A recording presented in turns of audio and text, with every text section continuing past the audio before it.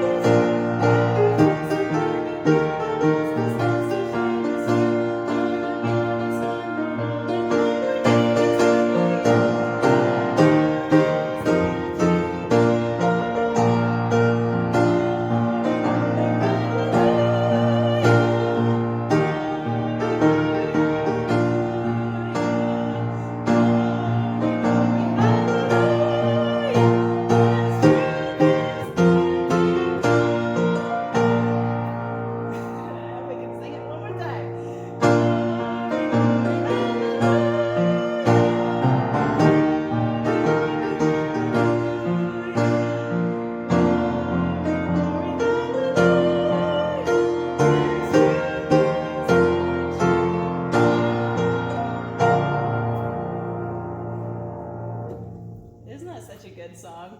I remember my music teacher back in elementary school, Mrs. Rita Rao.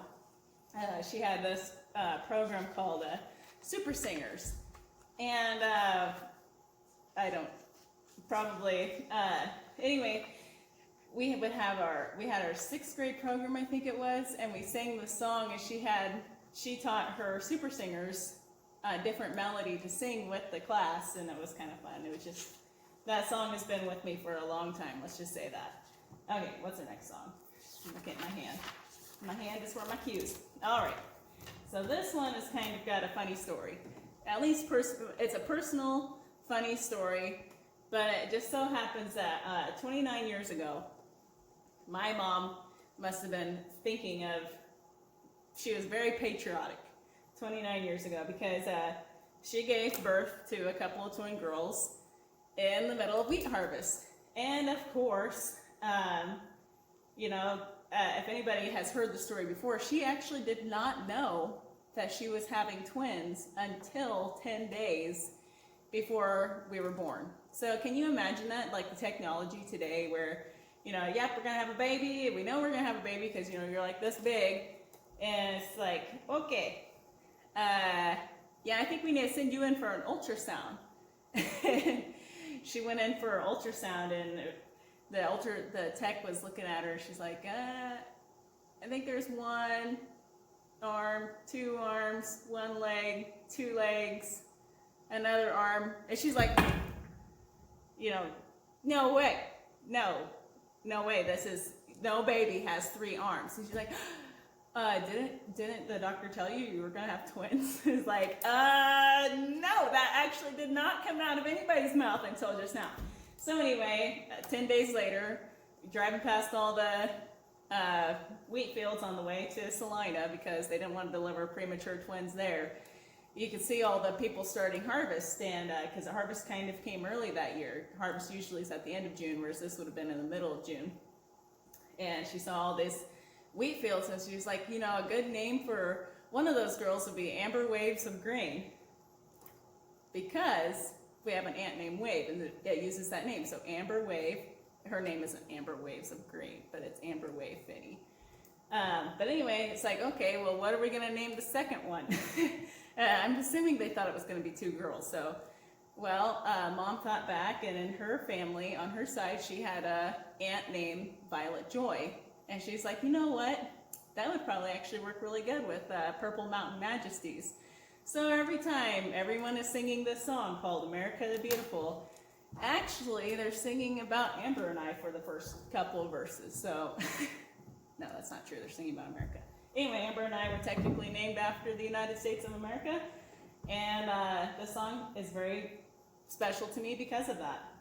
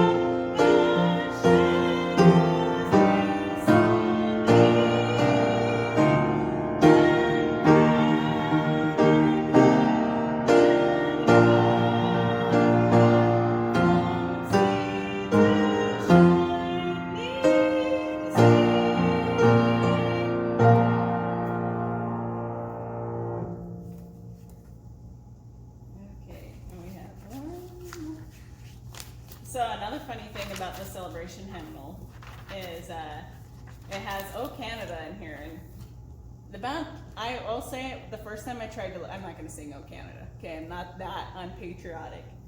I stick to the United States. I am a United States girl all the way through and through. However, I just had to laugh because I think that our national anthem sounds better, to be honest. I'm not biased. Yes, I just said I was biased.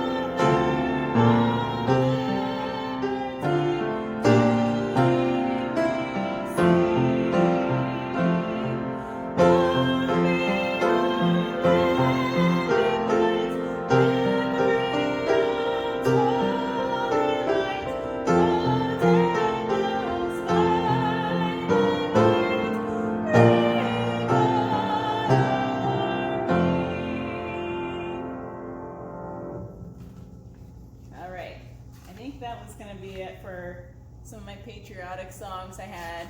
One I was going to sing that I had a request from last week.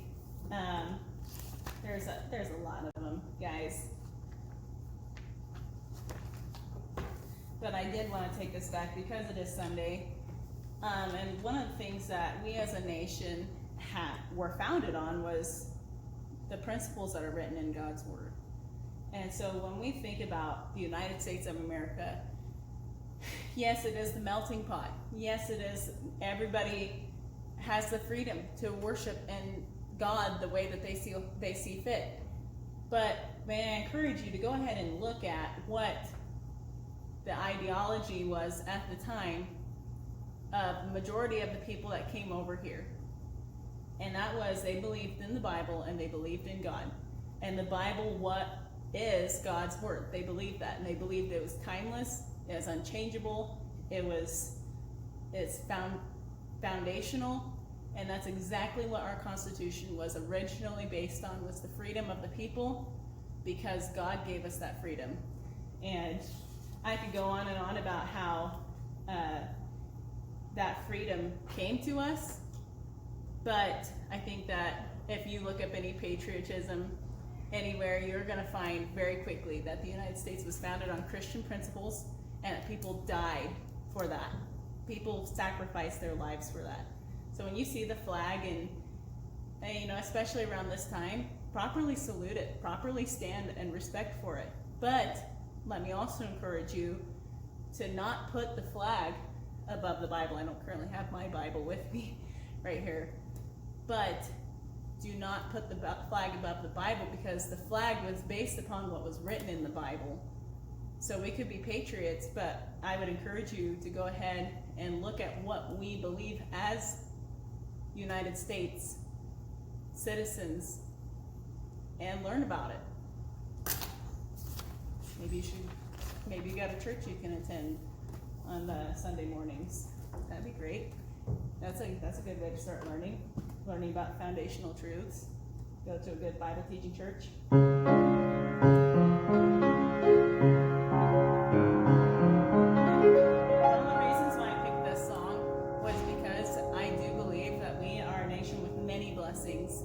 And because of that, this song's usually sang around Thanksgiving time, but because it's the 4th of July and because I'm thankful for this holiday specifically, I figured we should sing it.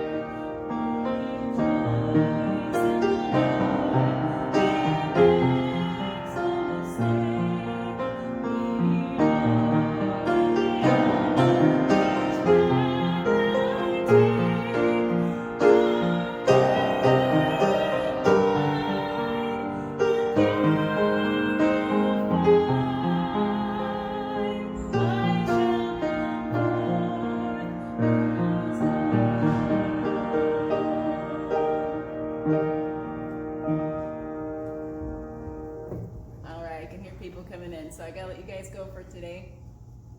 Thank you very much. God bless you.